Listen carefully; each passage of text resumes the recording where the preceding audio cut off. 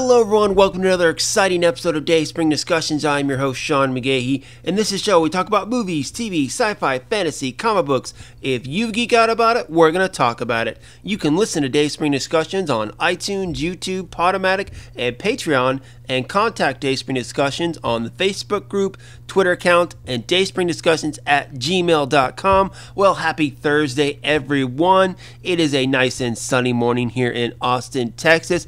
Not quite steaming hot yet. The sun is just coming up over that horizon. Give it a couple hours, it'll be way too hot for my ass to step outside. But until then, enjoy the weather, guys, and I'm here with some news for you. Now, not a lot has come out in the last couple days, so I don't have a lot of big headlines for you, no new trailers or anything like that, but I'm going to run through a couple of things. If I have the time, maybe go through a couple comic recommendations, because that's right, new comics were yesterday, a couple good ones that came out that I'd like to share, but if we have time, we'll do that. If not, that's alright, guys. It was announced yesterday that Paramount Pictures' live-action Sonic the Hedgehog movie has found its Sonic. Variety reports that Parks and Rec alumni Ben Schwartz has been cast as the voice of the title character. The actor joins the cast already included James Marsden and Jim Carrey as Dr. Robotnik. The movie is going to be based off the popular Sega video game of the same name, and it's going to be a mix of both live-action and CGI elements. Now, Schwartz is no stranger to voice acting. He already does the voice of Dewey on Disney Channel's DuckTales, and will be the voice of Leonardo in Nickelodeon's animated series Rise of the Teenage Mutant Ninja Turtles, which is set to debut in September. The Sonic the Hedgehog film comes out November 15th, 2019, and is the directorial debut of Jeff Fowler. Now, when I think Sonic the Hedgehog's voice, I think of Jaleel White. That's right, Steve Urkel from the 90s animated series.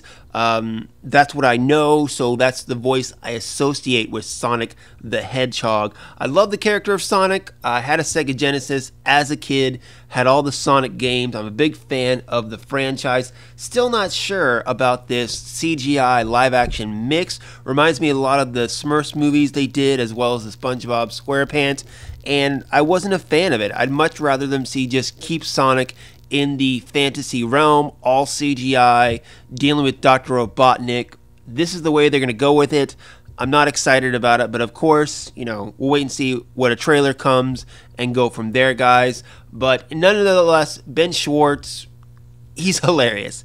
I love Parks and Rec, so him taking over, picturing his voice coming out of Sonic, I can see that. James Marsden, of course, talented actor. I'm curious what kind of role he's going to play. And then Jim Carrey as Dr. Robotnik. My daughter loves the Jim Carrey How the Grinch Stole Christmas live action one, and kind of picture him using that maniacal voice with Dr. Robotnik. I think that works. So Ben Schwartz as the voice, I'm totally okay with.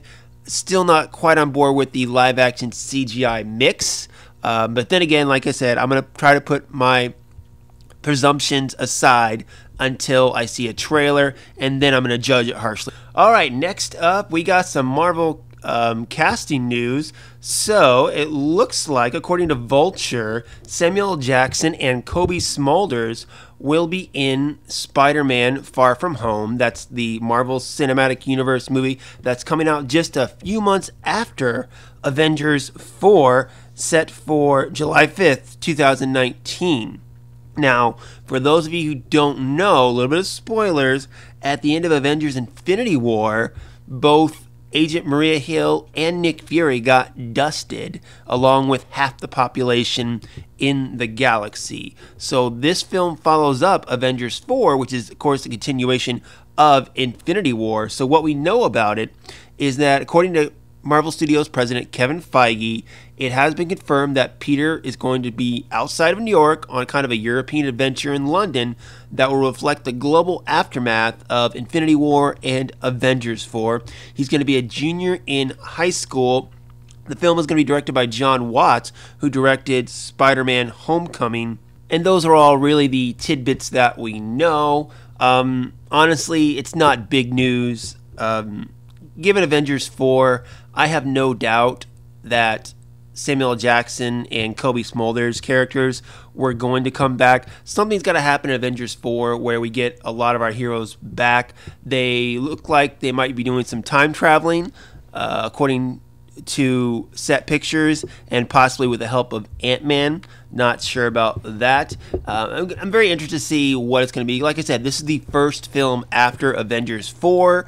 Feige has said it's going to be very important, that Spider-Man is going to be very important to the Marvel Cinematic Universe post-Avengers 4. In my eyes, I can kind of see maybe the fact that he's been Tony's protege. Maybe Tony doesn't make it out of Avengers 4, and Peter becomes, tries to step up to be the science guy or play a bigger hero. There was that line in Avengers Infinity War where Steve Rogers was talking to Ross, and he said, Earth just lost its best defender. Speaking, I believe, about Iron Man. Maybe Peter tries to step up and take that role. I don't know. Again, just speculation on my part. That's the thing. We don't know that much because Marvel Studios and Kevin Feige are keeping everything about Avengers 4 very close to the vest, which they should be. It's a big film. It could eventually be, I think, be bigger than Avengers Infinity War, which is the fourth film in history to ever hit $2 billion. I can't wait for it to come out on Blu-ray next week. Very excited about that. But I don't know. I mean, Jackson and Smulders, okay. It's not big surprise, but it's cool. But it gives you a sense that looks like they are going to be talking to Peter. Maybe Fury's going to be looking over Spider-Man a little bit more, knowing that Tony had an interest in Parker. I don't know, guys. We'll wait and see. Fire back in the social media groups and Gmail account. Let me know what you think. All right, and lastly today, guys, probably the biggest news that broke within the last couple days is that the CW and Warner Brothers has cast their Batwoman. That's right. In December, they're going to have the big crossover with all the Arrowverse shows, Arrow, Flash, Supergirl. It said, though, that DC's Legends of Tomorrow will not be part of the crossover. Whatever. I'm not sure how they do it, and Supergirl doesn't, given how Supergirl's not part of the same Earth. But in any event, I don't know if Black Lightning's going to take place too. All we know is Flash and Arrow definitely, probably Supergirl, but nonetheless, it's going to feature around Batwoman. And it was announced back in May that the network was searching for someone to fill this role, and it looks like they found their person. Actress model Ruby Rose has been cast as Kate Kane, aka Batwoman, for the upcoming crossover event and possibly the new series that they're looking to do in the Arrowverse on the CW, of course, executive produced by Greg Berlanti. So the synopsis is this, quote, armed with a passion for social justice and a flair for speaking her mind, Kate Kane soars onto the streets of Gotham as Batwoman, an out lesbian and highly trained street fighter primed to snuff out the failing city's criminal resurgence. But don't call her a hero yet. In a city desperate for a savior, Kate must overcome her own demons before embracing the call of Gotham's symbol of hope. The Australian model and MTV VJ turned actress is also a recording artist and is best known for roles in Netflix's Orange is the New Black, Resident Evil The Final Chapter, Triple X Return of Xander Cage, and John Wick Chapter 2. She's also set to appear in the Meg film, which I believe came out this weekend, maybe today. Is that correct? I think that's correct. Yes, so she's going to be the Meg if you want to check her out on something on the big screen. I think this is cool. The Arrowverse, finally kind of embracing the Batman mythology. We've heard rumbles of Gotham City and Bruce Wayne. Those things have been dropped throughout the last couple of years. But it's also said that Batman is not going to make any kind of an appearance in the crossover and the possible upcoming series, which I'm not sure how that's going to work, because Batwoman, of course, was inspired by Batman. They at least have to name drop him, I'm assuming, but him not appearing, that's fine. I think it'd be cool if they brought in like Nightwing just to add that Batman relationship or something along those lines. I'm not that familiar with the character of Batwoman. I've read her a little bit. She's been in the animated Batman film, Batman Bad Blood, so there's a little sample over there. And I know she's in Detective Comics very heavily right now. I'm not a big fan of, the way Detective Comics is going right now, but nonetheless, I find the character intriguing. I think she's a really rich character with a lot of that diversity that can help expand comic books and DC mythology. So I'm all aboard for this character getting her due and, being up in the Arrowverse. I think she'd fit in very well, of course, with these characters in Arrow and Flash. Excited to see what they do with her and just how it's all going to come together. Last year's crossover, Crisis on Earth X, was phenomenal. I really enjoyed that. I found it better than even the big screen version of Justice League, and had my wife sit down and watch it recently, and she agreed. So take that for what you will. If you haven't seen Crisis on Earth X, I highly recommend that. As far as Miss Rose herself, she's talked in the last couple of days how she is excited to play the role, and being a lesbian herself, she wishes there was characters like this when she was growing up, but she is very proud to be representing this character, and I think that's awesome. Very cool on that. As far as her acting abilities, I've seen John Wick 2. I've seen a little bit of Orange is the New Black. I'm not planning on checking out The Meg at all, but nonetheless, I think she was picked for a reason. I think the people over at the CW and Warner Brothers have done a great job with casting the Arrowverse characters so far, so I have no problem, with their choice for Ruby Rose. I think she's going to do great, and I'm excited to see how this crossover goes and how the series goes even as well. I'm just very curious how they're going to do this without a Batman. I mean, they at least have to reference him. I get you don't have to show him, but you got to at least reference him in some way, given the fact that she was inspired by Batman. But it's kind of their way of doing Batman 2 without bringing Batman, because Kane, she does come from a wealthy family, so it's very much in the same style where she uses that wealth to fight crime in Gotham. Although, Arrow, Oliver Queen is kind of the same thing, where he does act a lot like Batman in this series. Fireback, let me know what you guys think about this. I think it's cool, but I'm always wanting to hear your thoughts. Alright guys, and that is all the news I really have for today. I got a couple minutes left, so I guess I'm just going to fire through a couple recommendations of comics that I have that came out this week. Of course, number one on that list has got to be Fantastic Four #1, written by Dan Slott.